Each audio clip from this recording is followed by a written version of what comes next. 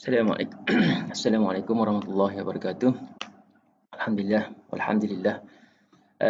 Temu kita kembali dalam sesi PDPC online. Dan saya mengharapkan Wajah dalam keadaan sihat, insya-Allah. Dan dapat mengikuti kita punya pembelajaran ni secara rapat supaya kamu tidak tertinggal. Baik. Tajuk yang kita seperti mana yang saya bagi tahu dalam grup sebelum ni, kita dah pun menyelesaikan tajuk Sirah dan Tamadun Islam. Bermula daripada perkembangan penyebaran Islam hinggalah yang terakhir ialah perkembangan ketenteraan.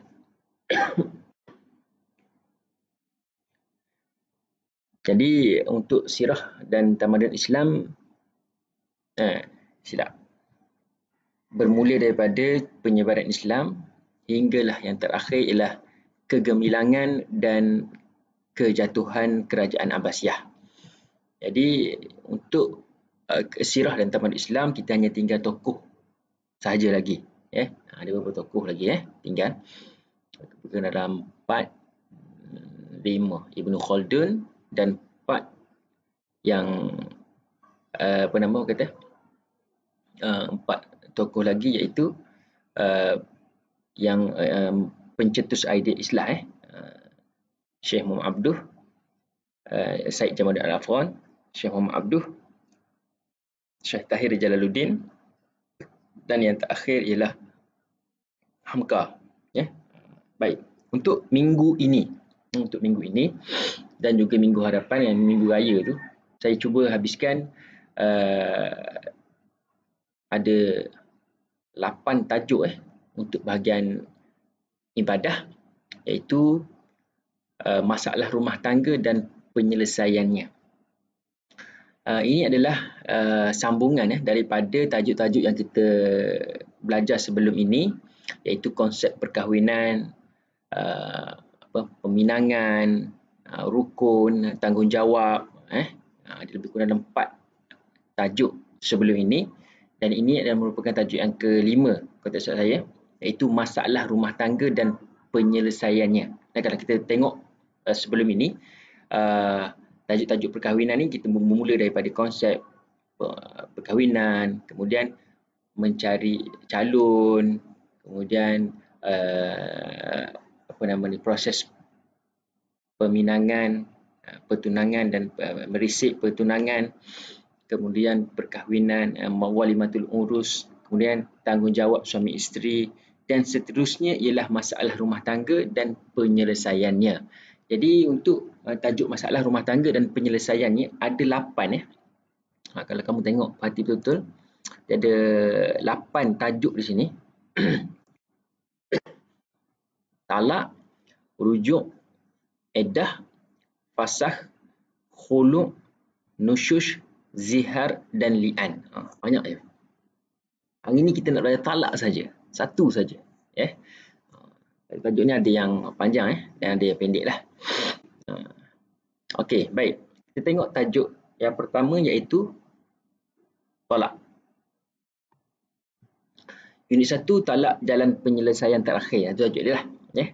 Talak adalah merupakan jalan penyelesaian terakhir bagi sesebuah rumah tangga.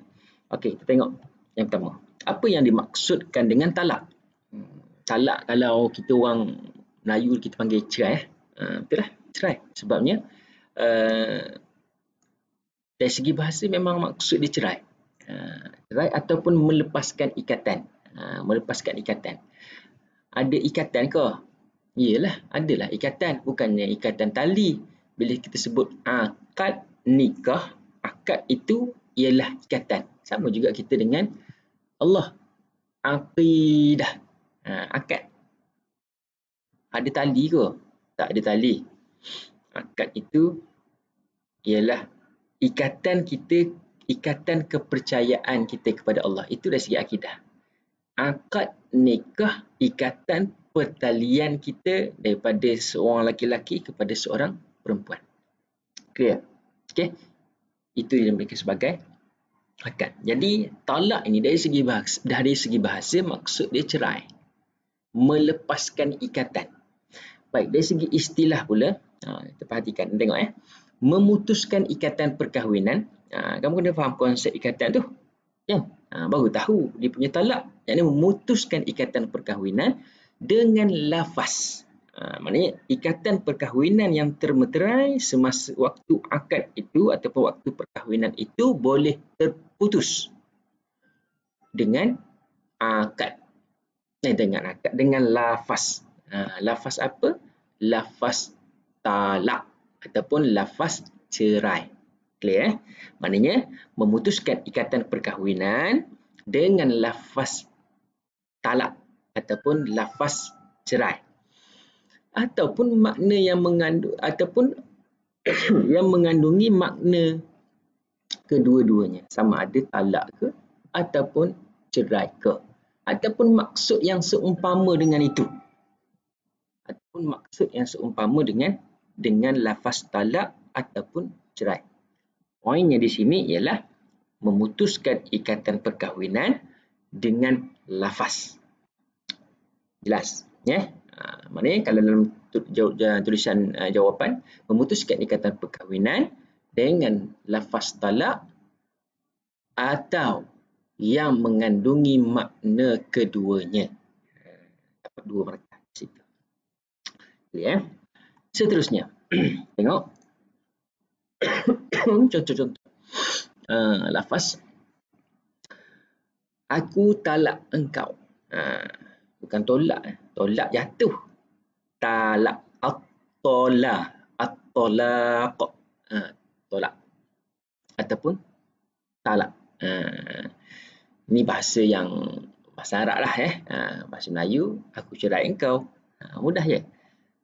Talak juga boleh berlaku dengan tulisan. Atau isyarat yang difahami.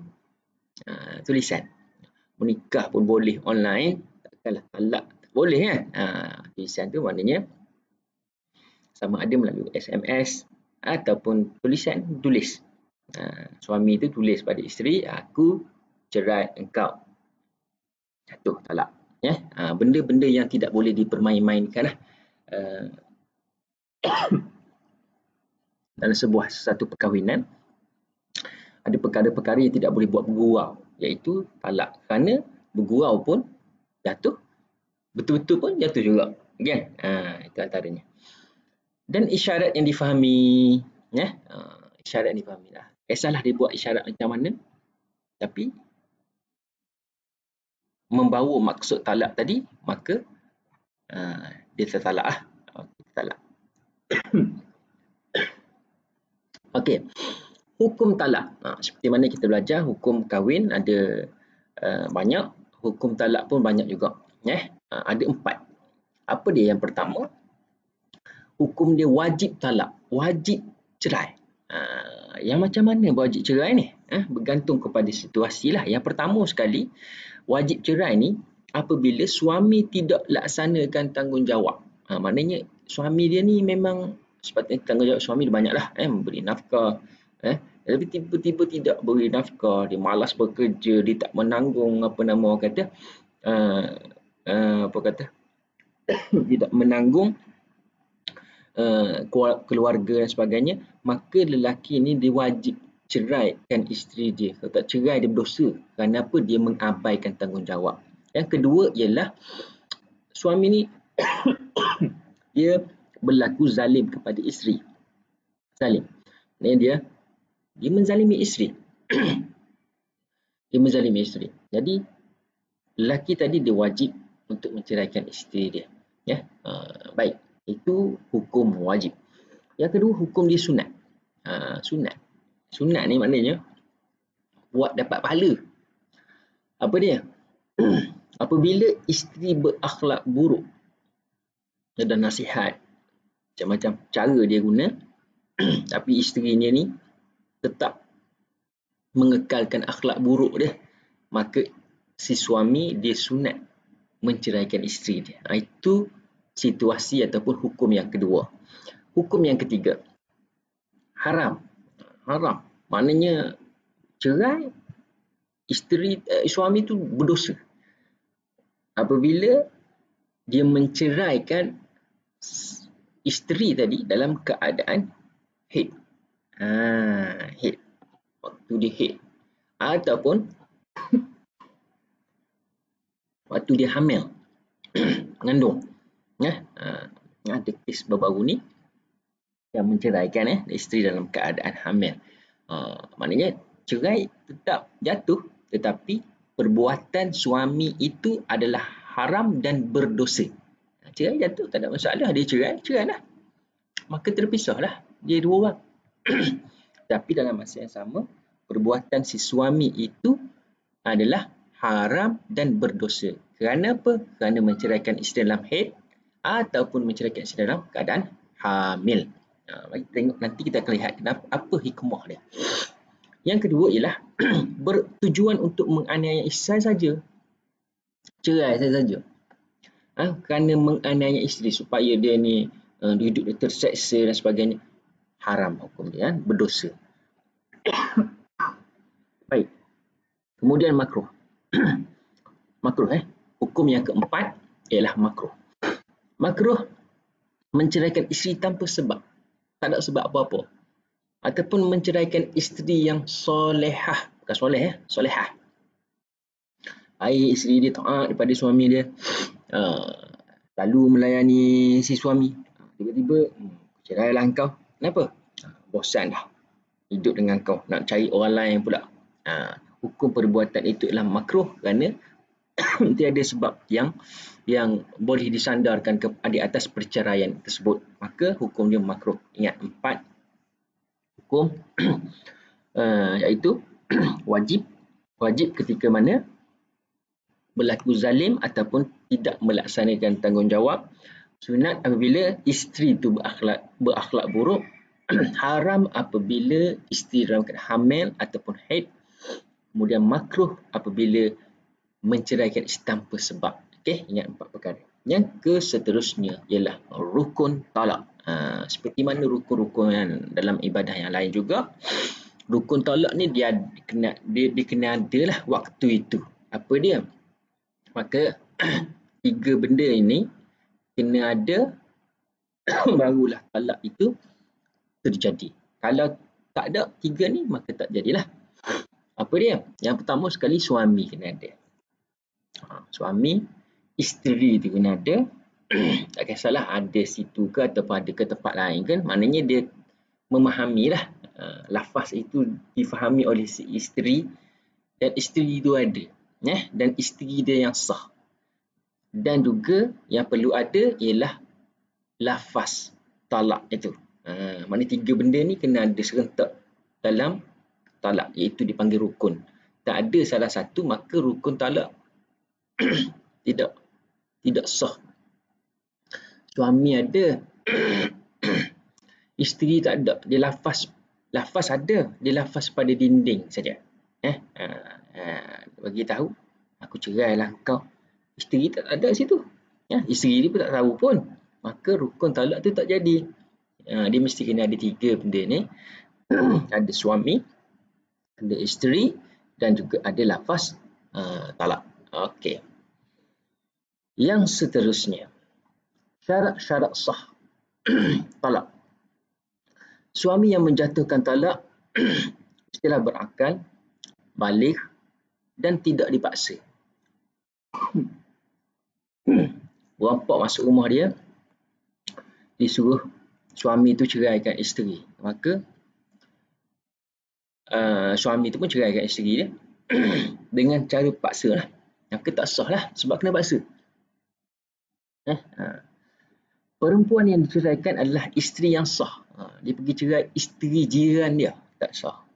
Lagi yang saudara rumah, aku cerai kat engkau. Engkau apa kena mengena pula? Bukan isteri engkau, isteri jiran yang kebal. Tak ada kena mengena, maka tidak sah. Isteri dia. Lafaz yang digunakan mempunyai maksud perceraian. Seperti mana yang saya kata tadi lah. Maksud perceraian itu. sama ada lafaz soreh ataupun kinayah. Soreh kinayah ni saya cerita dah sebelum ni dalam bab apa? Melamar ataupun meminang soreh itu jelas, kinayah itu berkias. Boleh berlaku dalam talak? Ya. Soreh itu juga jelas, cerai. Engkau aku ceraikan, contoh. Tapi lafaz kinayah, lafaz yang berkata kias. Engkau bebas. Bebas. Tak ada pun perkataan cerai ataupun talak. Tapi engkau bebas. Maksudnya bebas itu, mana kata bebas. Tidak ada ikatan lah. Dan mesti difahami oleh si isteri. Kalau isteri tak tahu, bebas-bebas dia nyanyi lagu Frozen, Let It Go, Let It Go, tak ada apa, kan? Dia tak termasuk dalam dia tidak termasuk dalam yang lafaz yang difahami, maka dia tak jatuh. Tak lah? Dia faham. Macam ni dia faham lah. Bukan gaduh-gaduh. Isteri suami cakap, kau bebas, kau boleh balik rumah mak kau. Tak payah lagi balik ke sini, contohnya. Kan? Kurang air batuk. Batuk pun. Baik, itu antara dia, syarat-syarat sah. Hikmah talak. Apa hikmah dia? Memberi peluang kepada pasangan yang tiada persefahaman untuk berpisah bagi memulakan kehidupan baru. Maknanya, dalam kehidupan manusia ini,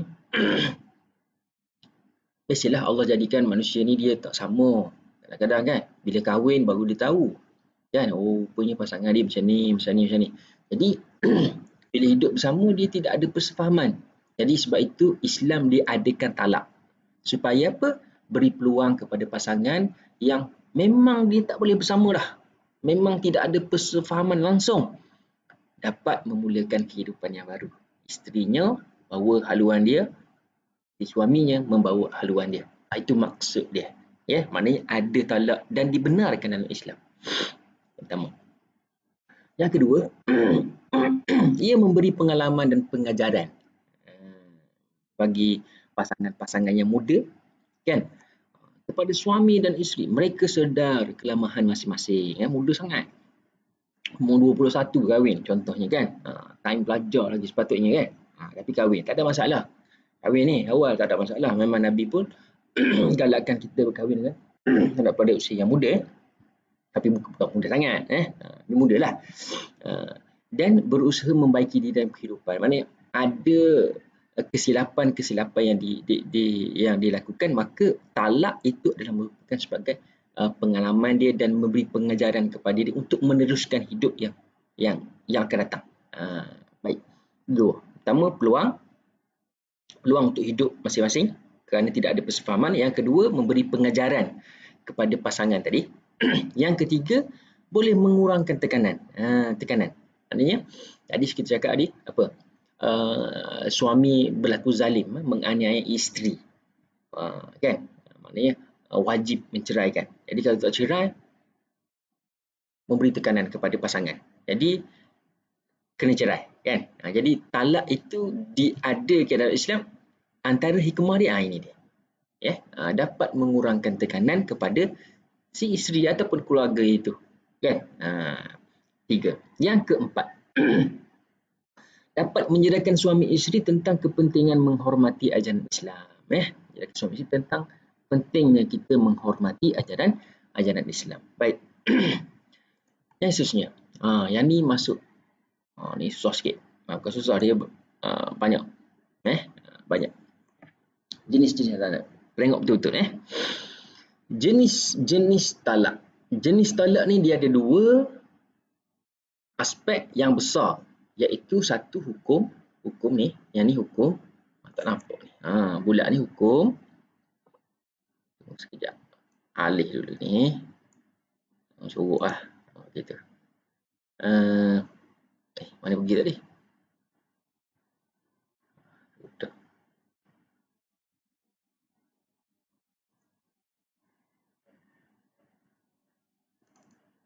Okey.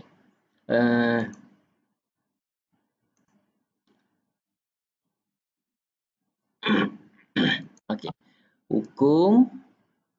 Yang kedua, kesan. Dua Kita tengok hukum dulu.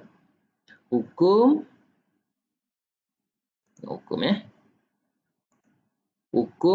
sunni bid'i. Hukum ni terbagi kepada dua. Satu sunni. Yang kedua ialah bid'i. Sunni bid'i. Okey. Kita tengok yang seterusnya. Talak dari aspek kesan pula pun terbagi kepada dua. Yang pertama, raj'i. Yang kedua, ba'in. Raj'i, ba'in. Ba'in pula bagi kepada dua, sughra, kubra. Tengok, mula. Ini talak bagi kepada dua. Hukum. Satu hukum. Yang kedua, kesan. Okey. Hukum, kesan. Kita tengok yang pertama dulu dari segi hukum. Jenis talak dari segi hukum. Okey. Dua tadi Satu sunni, satu lagi bid'i. Baik. Sunni ni maksud dia ialah talak yang menepati syarak ataupun sesuai dengan syarak. Bukan suruh talak, tapi perceraian yang berlaku sesuai dengan syarak. Maknanya dibenarkan. Kalau talak pun tak apa. Itu contoh. Okey. Apa dia contoh dia? Talak satu dan talak dua, ataupun ketika isteri dalam keadaan suci daripada haid, ataupun isteri yang belum disetubuhi, baru kahwin lah. Clear? Ia talak satu ataupun talak dua, ataupun dia mentalakkan isteri dia dalam keadaan suci. Okey? Ataupun yang belum disetubuhi. Itu dinamakan sebagai talak sunni, iaitu menepati syarak. Syarak suruh yang ni. Okey? Ada pun yang Islam tak suruh. Syarak tak suruh. Ataupun buat juga, dia akan dapat dosa. Apa dia? Talak bid'i. Sebab itu saya buat yang ni hijau. Tik dia hijau. Boleh. Yang ni pangkah merah. Maknanya tak boleh buat. Dia nak buat juga. Dia nak mentalakkan juga. Bolehlah talak. Tak ada benda lah. Jatuh. Tapi perbuatan dia itu menyalahi syarak. Bila menyalahi syarak, akan berdosa. Okey. Apa dia? Iaitu talak bid'i. Ni. Sunni, lawan dia bid'i. Apa dia? Iaitu talak yang menyalahi syarak. Tidak bertepatan dengan syarak. Okey. Jatuh tak talak dia? Jatuh. Apa contoh dia? Talak 3 sekaligus. 3 sekaligus. At-talaqu marratan. Talak tu ada 2 saja. Tapi bila dia talak 3 sekaligus. 3 sekaligus dia bagi. Cerai kau talak 3. Habis lah. Tak ada. Tidak boleh lah. Rujuk. Kekesan dia tak boleh rujuk. Nampak? Okay. Apa lagi? Ketika haid. Dia lawan kepada sunni tadi. Lawan ni pada sunni ni. Mana? Sebelah sini. Ni lawan kepada sunni ni. Okey. Lawan nanti aku tunjuk sikit bawa. Ni. Ni dia lauk ni sunni lawan kepada bid'i ni. Lawan dia. Simpan sini dulu. Nampak? Lawan. Jadi benda yang sunni boleh tadi talak 1 dengan 2. Bid'i yang tak boleh 3. Benda yang sunni boleh tadi menceraikan isteri dalam keadaan suci. Benda yang bid'i tak boleh tadi menceraikan isteri dalam keadaan haid. Itu maksud dia. Haid, hamil, ataupun telah disetubuhi. Itu contoh. Nampak? Nampak tak perbezaan dia? Itu dari aspek hukum. Sebab macam ni. Boleh ke tak boleh? Itu hukum lah. Boleh ke? Dia tidak mendapati syarat. Dia tak boleh? Tidak mendapati syarat. Boleh ke menceraikan isteri dalam keadaan haid? Nampak? Orang akan tanya macam tu kan? Itu hukum dia tu. Tak boleh. Tak boleh dia masuk mana? Bid'i. Boleh ke mencerai isteri dalam keadaan talak satu? Hukum dia tu. Orang tanya kan? Hukumnya boleh. Di mana? Talak sunni. Okey. Itu aspek hukum. Tadi ulang balik atas ni takut. Okey, tengok ni. Yang ni hukum selesai ni. Hukum ni yang ni selesai. Kesan pula kita pergi ni. Tunjuk sikit. Nak pergi kat kesan ni. Ni kesan ni. Banyak ni kesan ni. Okey, kita tengok. Ni kesan. Ni kesan. Aspek kesan. Dua Raja'i, ba'in. Satu raja'i, satu lagi ba'in. Okey. Apakah yang dimaksudkan dengan jenis talak raja'i? Ni dari aspek kesan. Tadi dari aspek hukum Hukum yang ni kesan. Baik. Raja'i ialah talak 1 dan 2 yang belum tamat tempoh iddah. Maknanya suami boleh rujuk isteri dalam tempoh iddah. Itu yang dimaksudkan dengan talak raja'i.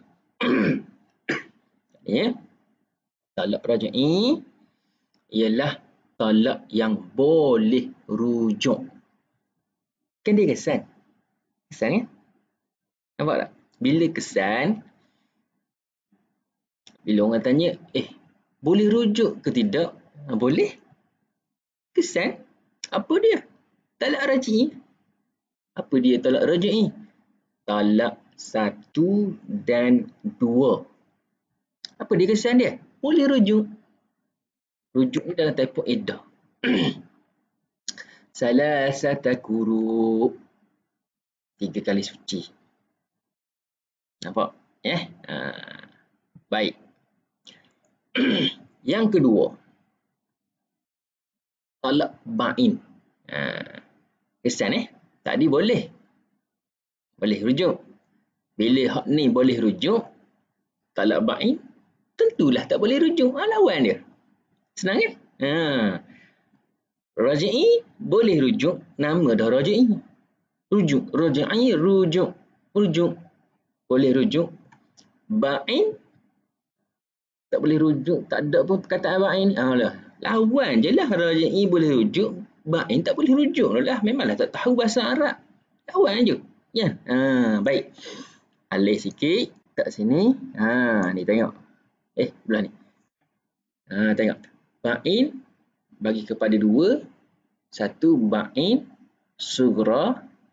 Sughra. Ba'in sughra. Satu lagi. Ni dia. Ba'in kubra. Okey, ba'in kubra. Apa benda beza pula 2 ni? Dia mudah je. Dua-dua ni tak boleh rujuk. Ingat. Set dulu dalam kepala kamu. Dua-dua ni memang tak boleh rujuk. Cuma sughra ni dia ringan sikit. Kubra ni berat menanam. Okey. Apa dia sughra? Sughra ni dia ringan. Kenapa? Suami memanglah tak boleh rujuk. Tapi dia boleh menikah semula. Tak boleh rujuk, tak boleh menikah. Yang mana satu ni? Tak boleh rujuk. Saya kata dah tadi. Rujuk, istilah rujuk terpakai dalam tempoh iddah saja. 3 kali suci tu. Dalam tempoh iddah. Maknanya, bila ba'in sughra, dia nak semula kepada isteri dia, dia kena tunggu habis iddah dan dia kena menikah baru. Sebab tu dia kata apa? Akad mahar yang baru. Clear? Ba'in sughra. Maknanya boleh menikah semula. Boleh menikah. Bukan rujuk, boleh menikah semula. Tak boleh rujuk baik ni, tak boleh rujuk. Tapi dia boleh menikah semula. Nampak? Dah benda beza menikah semula dengan rujuk ni. Rujuk ni dia tak payah akad, tak payah mahar, tak payah apa. Nak rujuk gitu je panggil. Main nak rujuk ni. Ha, kan? Tapi kalau menikah semua macam menikah baru lah. Aku nikah, akan nikah, baru kena bagi pula mahar. Itu maksud dia. Baik, apa yang termasuk dalam ba'in sughra ni benda maksud dia ni. Ha ni, ba'in sughra apa maksud dia? Apa yang termasuk dalam contoh dia? Khulu'. Ha ni khulu'. Fasakh ataupun tamat iddah dah. Ha, tamat iddah. Iddah tu tamat. Maksud 3 kali suci tu habis. Masa suci tu dia tak terfikir pun nak rujuk balik. Lama dah tu. Rujuk semula lah. Kan? Jadi dah habis tempoh. Dah habis dah. Apa? Depannya kata apa? Tempoh warranty dia habis dah. Tapi dia nak kembali, maka dia tak boleh lah rujuk. Dia kena kahwin semula, akad dan mahar yang baru. Dan ia termasuk perkara yang tidak boleh dirujuk. Iaitu ba'in. Ba'in apa? Ba'in sughra. Sebab apa dia ba'in sughra? Sebab dia boleh kahwin semula. Oleh kerana ba'in sughra itu dia boleh kahwin semula, maka ba'in kubra tak boleh dah. Kan dia lawan. Yang atas ni boleh hijau ni. Hak biru ni lawan. Tak boleh terus dah. Apa dia? Talak 3. Nampak? Talak 3. Talak 3 habis. Talak tak ada apa. Dia tak boleh kahwin lagi. Baik. Clear Hai. Pening ya? Pening. Ulang lagi kalau pening. Tu dia. Bagi kepada 2 hukum kesan Hukum kesan. Hukum terbagi kepada 2, sunni 1, bid'i 1. Kemudian dari segi aspek kesan, raji'i 1, ba'in 1. Okey. Nak mudah ingat. Buat macam ni mudah. Jenis-jenis talak. Nampak kat atas ni. Okey. Jenis-jenis talak dari aspek hukum sunni kan tadi kan. Mudah ingat. Suruh ni. Maknanya Islam suruh gini. Suruh ni. Sunni. Bila Islam suruh menepati syarak lah. Bid'i berdoa ni. Bid'i. Berdoa ni. Tidak dibenarkan syarak berdoa sangat. Nampak? Sunni suruh ni. Suruh gini. Apa? Dibenarkan syarak. Talak 1, talak 2, isteri dalam keadaan suci. Berdoa ni bid'i. Tak suruh pun. Apa dia? Talak 3 sekaligus dalam keadaan haid, dalam keadaan hamil. Dah ingat? Dia. Itu dah aspek hukum. Yang kedua dah aspek kesan tadi kan. Raji'i ba'in. Rujuk. Boleh rujuk. Perkataan rujuk tu mudah tak? Rujuk. Boleh rujuk. Dah ba'in. Tak jumpa cari perkataan ba'in yang tak boleh rujuk. Rujuk raji'i tu boleh rujuk. Dah ba'in tak boleh dah lah. Tahuan dia. Okey. Mudah sangat nak ingat. Ingat ni. 4 benda. Aspek kesan. Aspek hukum. Kesan 2. Sunni. Bid'i. Suruh ni, berdoa ni. Suruh ni, talak 1, talak 2. Berdoa ni, talak 3. Suruh ni, sunni. Dalam keadaan suci. Berdoa ni, dalam keadaan haid. Aspek hukum. Raji'i. Raji'i boleh rujuk. Dah ba'in, tak boleh rujuk. Dah selesai. 4 benda. Nampak senang, nampak susah. Rupanya senang sangat aja. Okey. Bilangan talak yang dibenarkan dalam Islam ialah 3. 3 saja. Kalau ditalak 10, 3 juga. Saya kata apa? Aku cerai akan dikau talak 15. 3 juga. Dia akan pergi 3. Paling maksimum lah. 3,5, 3 juga. Di bawah pada 3, 2 jadi 2, 1 jadi 1. Nampak? Okey, talak saja, kosong. Ada cikgu matematik ataupun dia orang apa? Orang matematik lah. Talak dengan angka kosong, 1 jadi. Talak 1 jadi 1. Ataupun dia kata apa? Dia orang sastra. Aku talak engkau sebanyak bintang di langit. Bintang di langit jenuh nak kira. Tentu dah lebih pada 3 kan. Tapi dalam apa yang saya belajar dalam kitab, apabila sesuatu benda yang tidak boleh dikira ni, dia akan jadi 1 semula kan. Tapi tak ada, dan tak ada buku tak kamu lah. Tapi itu sebagai kata panduan, kata sebagai maklumat tambahan lah. Tapi benda yang boleh kira memang jatuh. Aku talak kamu sebanyak kereta yang parking di tempat parking kereta. Dia kena kira dulu ada berapa. 1, 2, 3, 4. Oh, ada 10. 3 jadi. Sebab boleh kira. Kan? Talak kamu sejumlah. Tak kisahlah. Itu contoh lah. Itu contoh. Firman Allah Subhanahu Wa Taala, At-talaqu marratan. A'udzubillahi minasyaitonir rajim. At-talaqu marratan. Fa'imsakum bima'rufin aw tasrihum biihsan.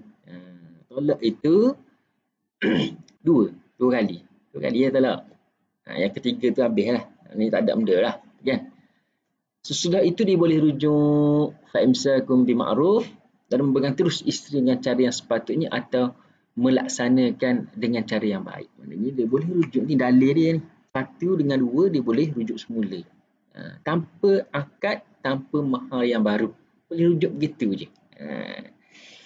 Okey, nanti kita tengok bab rujuk. Talak ta'liq.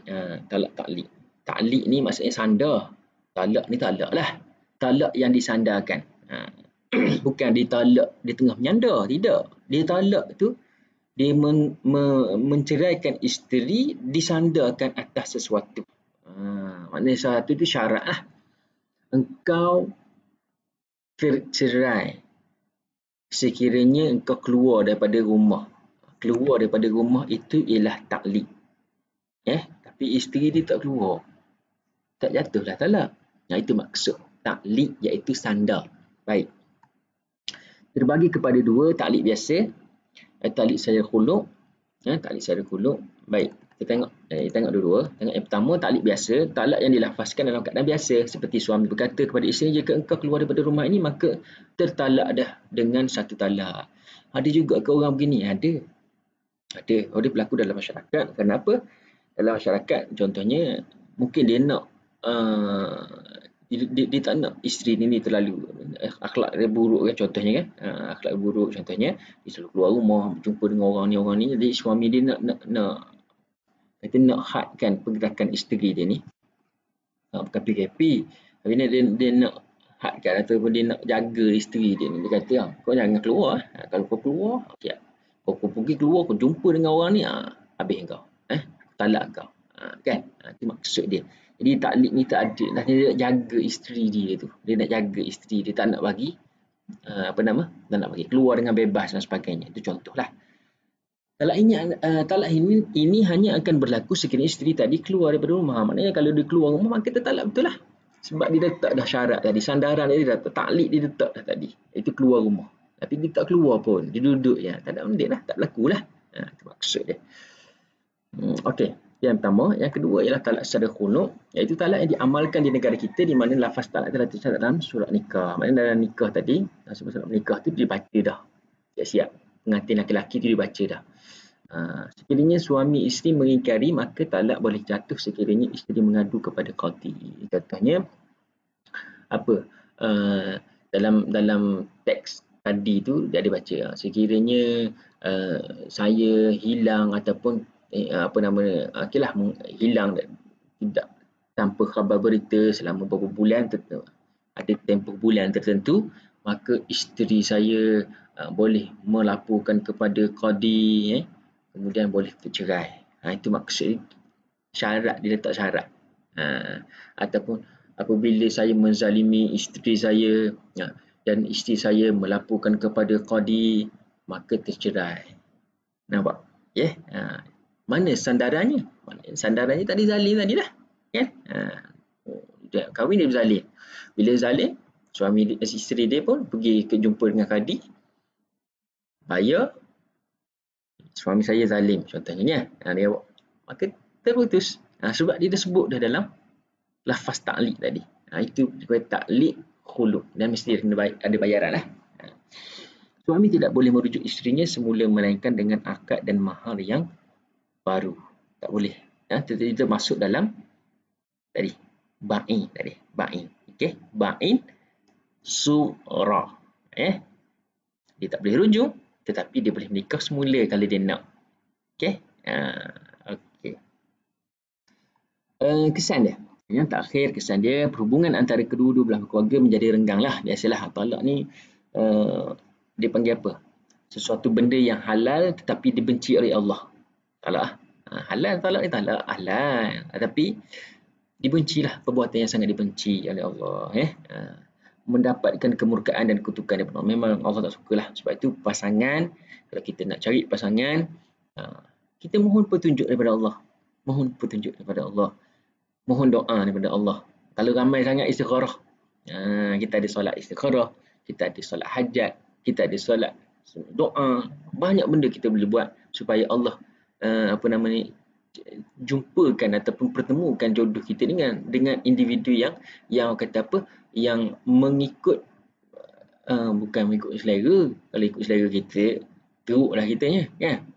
Walaupun ada hadis Nabi pilih yang cantik, tapi kita nak yang betul-betul kata orang kampung saya kata matching,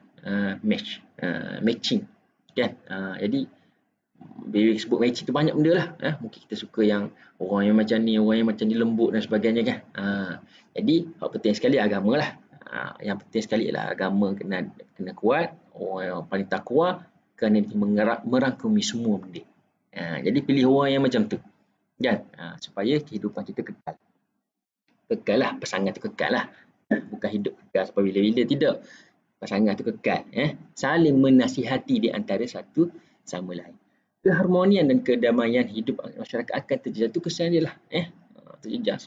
Anak-anak terabai, keharmonian terjejas.